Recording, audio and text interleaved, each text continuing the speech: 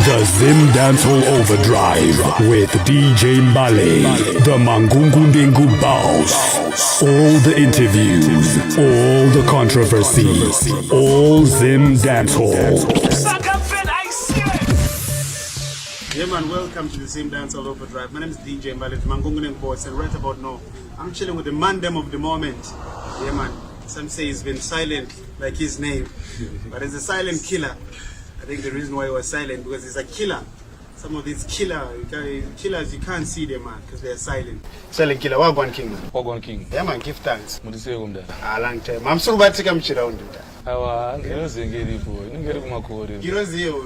Nimozitinya makore ngirozi kadala. Yeah, man. Let's get into this thing, man. Yeah, man. Ngirozi yo. Why ngirozi yo? Ngirozi yo ndo. Zviri pachena kamdala. Inini ndakaprova dara kuti ndiri general wehondo. Man, I've been tried and tested through many battles. Ndakawina mabattle akawanda, ndakachikora mbiti dzakawanda pahondo. Saka title kuti ngirozi hondo. In fact, ndakatopiwa. Ndakatoti yekupiwa. I was sent kuhondo. Yemangoma. Yeah man, kuhondo dzemangoma. Yeah man. Silent killer, you know that it's not my first time kuona German. Yeah, man. There was a time I didn't remember I remember Dara go to phone. Kuenjo voice. Kuenjo voice. Mujuru scratch kwa. Ndoka paiti mimi silent killer nana jala. Na terminator. Yeah. Kuchina na GT beats. Yeah man. Ku studio road. That time my sideline on Dara. Kujano apana wasikusiya. But how has that changed your musical career in terms of now when you reflect kumashure kutuno kudare sustain go, and how has that impacted your musical career? Yeah, zuzakandi past trend yakawanda career mangu. In fact ndakatanga kuimba 2006. Then my first recordings ndongo yamakutaura ngoenda ngoya kuti ma studios engari mashoma muZimbabwe, and there was no airplay. Penge pasina kana umboti ukashoke kuti unombosikochi mubatochi mic. Semuna akabva kure ndichizosvika pakuti ndaona recognition 2016 kuzosvika patiri panapa nhasi. Zvakawanda angwana chekutaura ndati munhu akadzidza zvakawanda, ndimunhu anoziva zvinhu zvakawanda.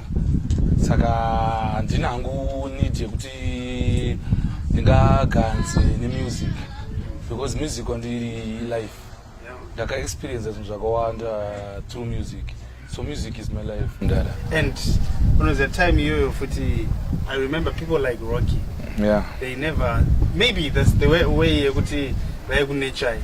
But nini maonera angu nini kabvunza ndo try kusnap by. You understand? So right now, do you sometimes think of doing something now, or does it ever cross your mind Rocky, I learned a thing or two? How is that, what do you think about that journey and your relationship back then at Rocky and now? Yeah, still, nongo apa respect yavo. Nongo zoro sekuti panguva yacho yoyo. Pangu tengisa cha good already enough kuti tichase tinge tichichimanya. But still, kwandira angu no hard feelings. Ndokurira kwandikata se kwandaka zvafana kuti upenyu hwengerera. Aunganyanyo blame vanhu kuti kusheniswa mba kusikiswa maplates kuti asei. What do you expect mukuchengetwa? Uda kukumbira rubatsiro. Semunhu ari kukumbira rubatsiro aufana kucomplaina. Zvese unoti se ndatotsvaira mustudio ndatotsvaira fast kuti ndiwanewo favor yekunge ingatoriona futi kunge ndakatogaronawo ndichitombosangana nemuwo muchase mucha zvinhu zvenyu, otherwise ndakadzidza zvinhu zvakaita se zvakawanda from there. So we can't complain, and I'm ready to do anything to pay back. Say appreciation munhu wese akacontribute something mukati mecareer mangu, even yangu vasina vakatonditadzira. Handina hangu kuzvipersonalize kana kuzviita sei, ndangotora segenera yangu sekunge ndozvinge zvakanyorwa pabva kutanga kuti ndichapfuura nzira iyoyo. Now 2019, you've talked of vanhu vakakutadzira in your musical career. I think there's a difference when you look at from way back then vanhu vakakutadzira and people who are now trying to sabotage you, or if I may say, in your musical career? Because right now, Pepe Tomboti Pangwangari Mpana, silent killer. But right now, Pana silent killer. You get it, Pana.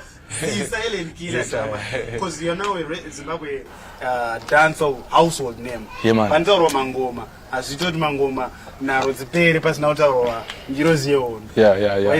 So my question is, there's a song that you released a few days ago. Vamwaru silent killer, but I'm a part chimney chilsport. Vamwaru silent killer, Pisama driver. Can you tell us more about that song? That song, I think, Kangoroka highlight ka warning ke zvinhu zvatiri plana kuita. Because if in fact, asatana natotanga kuabata mabones ukunatsobata chaipo because I'm finding him zvekufungidzira. That is a direct diss. It's a direct reply to chilsport. To chilsport family, not only kuti Mad Viper ningi everybody who is related with chilsport family, the system regime, yes, chilsport, the constitution of chilsport, the constitution of chilsport recordz.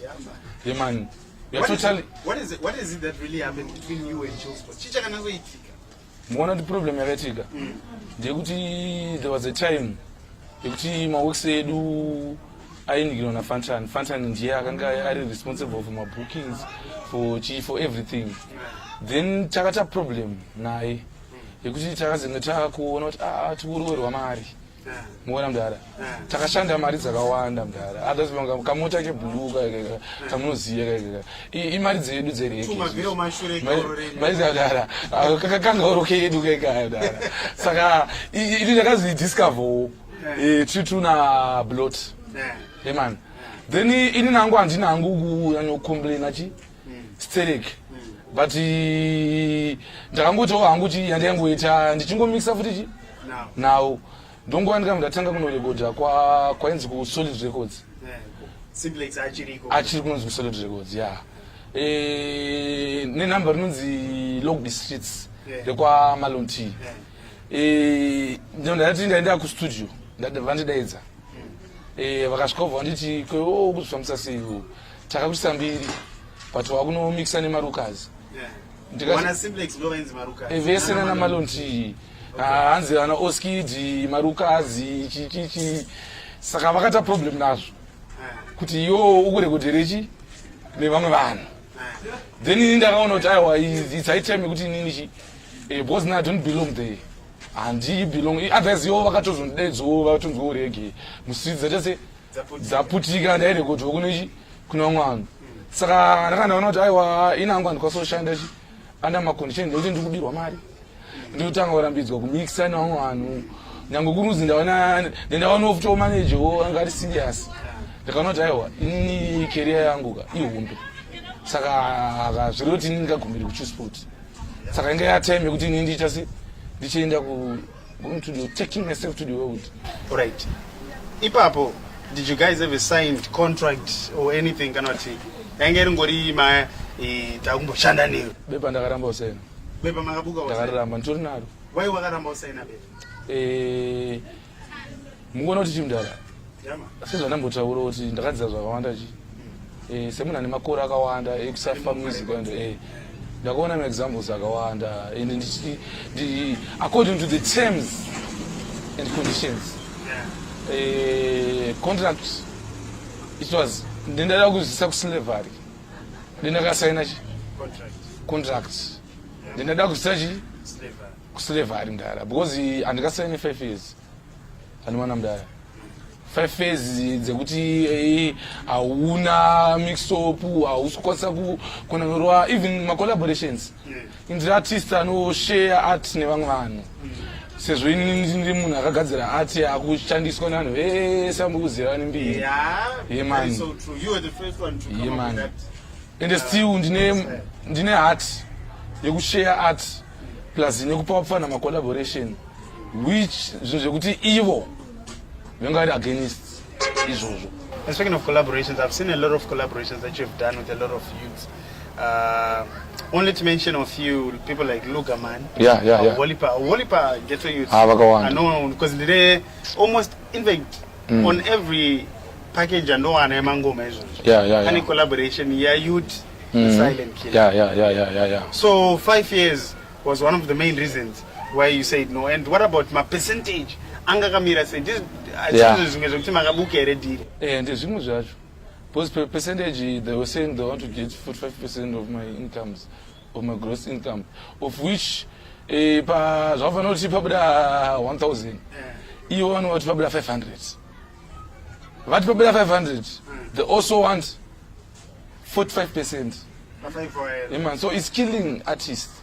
Zamona madeza tai management na fanzania tairira kwese ndege taikuira taita sei but tege chiri kutorara pasi tatorara pasi da ukadafunda kana kuti hazi base rekurarira okadadara zoti ama isuzuka takatozuka pakutozo ata ukuko kwatokuuraya unosvika pakutopera usati wakwanisa kuzvigariro wega wakuzvirujiro wega apo panongone family treke sema breadwinner awo mudara ndezvimwe zvezvinhu zvekuti chakaona kuti aiwa ina handingakwanise kuita muzvete rakadaro pazvinhu zvacho because ndakacalculata food and mawedza vakataura kuti takakurisa mbiri ndezvimwe zvandakada kuti ndiedze futi kuvaonesa kuti aiwa imi muna mbiri amunotisa munhu but munotora vanhu vamuri kuona kuti ava vanhu yanguva yavo yekuti vachase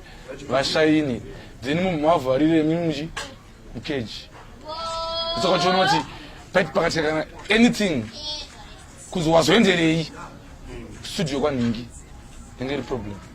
So they wanted to take all the credit. Zvese. Okay, so right now Silent Killer is big pan the same. There was a time when you just went quiet. What was happening? Right. Inakabva ndambo sezva ndambotaura. Andabva ndambokumira rege. And andimire rege. Ndine mangu. Right. The last day ndakapedza kushanda navakomana. Vakanditaurira ivo nemuromo wavo kuti tichaedza kushandisa zvatinoshandisa nezvatinazvo kuti tikumisei. Ina kantaura kuti skiri rako uchatonzwa mwavana vakuti ase ende ndo zvakatozoita kwana vana ngana kushandisa skiri yemani saka panguva yamuri kuti yamairingo ndakanya aiwa mani ndakavharirwa chi mwanza msaga but iko zvino ndiwe yangu yekuti ndiri vhuri nginoziyo ndo yabuka ndaramba kuvharwa musaga ndana ngokati avati zarege musaga but nguva ino yangu yekuti tasi usamoto kutanga hondo nematsaga matsaga ngati tasi ikakutivharira vanoti tikanganwi kwemdara pazvinhu zvacho rege nditori nadzo kubva nguva yese munhu ndakanyarara hakuna rege dzakawanda ndakagadzira rege nenagpt vanhu handine rege dzakawanda but zvaitoshamisa futi kuti what's happening mustreet and asi problem yangu futi ndeke ngwadatarisa almost 95% yemasongs anodza notamba muzimu dance they come from chilsport kunyepera zvamunoziye mimi hatiziva kuti mushonga here kana kuti politics here zedansa but right now zvedu tiri ready and takakausa kuti come up with an organization maiziva ye-anti-chilsport regime mudara ngona kuti politics magoma. Speaking of the anti-chilsport regime, ndianani wangu warimo mu anti-chilsport regime? Right. Munhu wese anonzi akapera iye iri nguva yake kutangira kubva kuna Mandonti handika tiketi I know every time tiketi there autoona kuti anenge atori nemaguns ready to blaze chilsport. Yeah man. Haasi ega. So many artists, like mama artists akatonga na Skada, ana Windi, even mama big artists, even ana Sauro chaiyo, avatomona kilo nichi. Even if you ask Killer T about chilsport, nema ways ndazi, ainoshandisa chi muindustry. Iri regime kutika, ngati kuti munhu wese ari mukunze kwavo. Zimdanso yese kunze kwavo, because every zvokubata munhu chi. Wese ni mama geto yuza kawanda maji vari kusimuka anamfana fasting chichichi ana T levels muri kwaziva afana ane maridhi makatoipa but ameno zviri kungoitwa chi. So let me ask you this. Lately a lot of big artists vanga vasiri kurekoda kuchilsport kwanga kuri kungorekoda ma new artists. So you're saying their type of the way that they operate is one of the main reasons why my big artist is angasiri kurekoda kuchilsport. I can say it. I can say ndisikazozvikwanisa hangu kutaurira ndakamirira munhu wese because everybody ane reason yake ane set rake nezvinhu zvese but sekuziva kwangu inini nablot ende takatoudzwa futi tiri tese kunzi wafana mimi tokupedza hai. Mazoru tauraya, who exactly say those words? Yes. Fantan levels and Mkoma ripe, Mkoma Fantan, Mkoma levels. I don't know Mkoma. Vanda praise and worship. Vanda kutanga vanzi. Amoni mfano isani mpaka hati Mkoma ni ngipa vakazoda iso chimoko. Vakatanga waita Mkoma. Unoimbiswa madab. It's a dub situation. It's a praise and worship. Yeah man, my name is DJ Bale, Mangun boss, and right now we're chilling in the Vietnam Empire, one of the baddest clan. Yeah man, one in of the fact, baddest clan. No foundation clan. Mbari dancer. Yeah man. Everybody know that. Yeah man. Kuf them records. And next to Vietnam Empire is the Gully side. Yeah. When we talk of dancehall music in Zimbabwe, when we talk of where most of the hit songs of Zim dancehall, they come from Mbare. Yeah. And when you go to Mbare, you can never get to know Mbare without hearing about Vietnam Empire or the Gully side, and that is where we're chilling right now. I know a lot of people, you remember from way back when you Jala Vane Kanting Chichichi Pamparpa Gully side. I will show you later on, but right now I'm chilling with Silent Killer, and we're talking about his musical journey, some of the, should I say, obstacles that he has faced in his musical career. 2019, he says, Girozi Ondo, Irim Chik, Yagunyasura Neondo, Chaya, Mikaira, Chata Zubumiskwa, and Avaragizo Darago Pizza. So 2019, what's your message to my fans? Right now, you look my fans. Right now, in process to get the album. Na Malunchi. And album, Janoko so promised by 1 August. They are ready. They are ready to say, not about album yet. Expect you, my DC, Akawanta, Mazi reply, Mazi freestyle, everything. My fans are no limits. And he, that's not the Gamisque. Nevangavan, Ninja, in indigenous Zakawanda, in fact, and certain that in the tank. Right. Utaroti, my DC, my freestyle Nietzsche. What about for the ladies? The ladies, they love Silent Killer. I once met a couple of ladies saying, you know what, in me, that voice of Silent Killer singing. So does Silent Killer have anything also installed for the girl themselves? It's obvious. Yeah, man. For the ladies, we always want to see how to every time try to make sure to something for my ladies. No worry, we will make it balance. For the little youths, we are not my ECD, my creation, my chichi, my ghetto youths. Nema gogas. Tineme music ya mature kuti tari ndi music eduga. Ichi shika okuma older ages. Man. Saka pane total package. Yes, jamuno expect unge just sonuka from Silent Killer. And nema surprises. Animugona. Tuti surprise so skiri. Since matsaga akatanga kutedzera chi? Skiri vari itwa ne skiri. Ichi sisa atla kugumira kugadzira skiri iroro. Tukugadzira futi rimwe skiri ipapo. Saka a lot of surprises. Ipapo. And just to balance it and level it, what's your message like to each and everyone who's watching and who is listening? Your last words, and to all those people that you had something. Most probably I could have maybe don't want to get now kubonza. Yeah. I just want you to speak from your heart, whatever that you want to say to the people who are watching and listening right now. Chandokwasotaura ndechekuti sezvanotaura kuti music is my life. Let's say we're talking about youth angari kugaira kuti maya kuti ndipinde nini mumangoma ndoda chilsport. What kind of message would you leave for someone like this? Alright. Say example. Ngauchanise nini say example. Kana uri muyouth ari kuweka chingoziva kuti everything chine time yacho ende hakuna munhu anosinza munhu kunze kwani kwajaja. Musafe mayouth manzi mashandisa shishito manonotsvaga mijini. I think those the main thing chinomisa vanhu vakawanda kuti vamwe tinoita kuti vanhu vakawanda vanotange vasimuka then zvozoita se zvozodhakwa.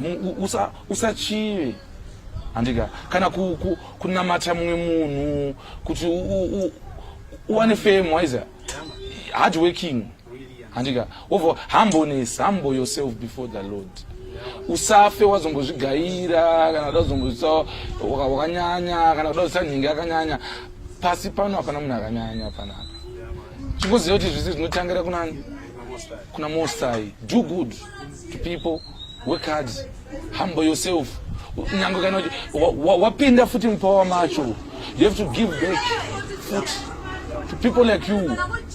Sezvo ndikutaura kuti inini macollabos nemayouths mashows angu ndokwanisa mayouths kuclan kwangu ndine mayouths akawanda andochati ziya kuti ndezvaMwari saka tinongodzosera futi mbiri kunani kuna jaja. And one more thing, I know just when I got here, I know my phone calls angari kupinda last number, people wanting Silent Killer for my shows. How can people get in touch with Silent Killer for collaborations, for shows? Pana manager zvakamira sei? Social media platforms and all. Tine management team yangu ndinayo. But tinoshandisa one number. Okay. One number inoti 0776 067 750. Iyi ndo number yema bookings chichichi ma collaborations but still ikaramba oyoyo mnokosa futi kungobato wangu mfano munomziya nozilalo 775 984 550. Ma WhatsApp group kune Vietnam Empire group kobva kwati Kubdem Records group kobva kwati nonzi mwana muparadzi group yemani. Kobva kwati futi tine official page redu Silent Killer ngiroze undu kobva kwati mnokwanisa kutibata futi pa email ngiroze undu @gmail.com. Maplatform akawanda dala lazima kangosecha ipapo matwitter machi tiripo. And they know you are one of some dancehall artists who's very active on Twitter. Yeah man, I think you and Enzo muri too. You my dancehall artist and I know but when it comes to Twitter, I know you're so active. Yes sir. Apana pa unoteka Silent Killer pa Twitter asina kukurumidza kuisa kulike ka hatch kako. Yeah. Silent Killer, it has really been nice chilling with you. It's a pleasure. Yeah man, I know you're a busy man. Those artists who stand up for me, Mamutori my wakes, we have to drive all the way to Vietnam Empire just to meet me for this interview. But thank you so much for linking up with us. I'm with him there. Zim Dancehall Overdrive right now. I was chilling with Silent Killer. He told you his side of the story. We'll have to find out more how everything goes. But hopefully expect for more fire tunes from Silent Killer. This time he's not killing you silently. He's going to be coming out, guns blazing to the fullest. Yes, sir. Yeah, man. My name is DJ Ballet. Mangungu boss. Peace. Out. The Zim Dancehall Overdrive with DJ Mbale, the Mangungu Boss. All the interviews, all the controversy, all Zim Dancehall.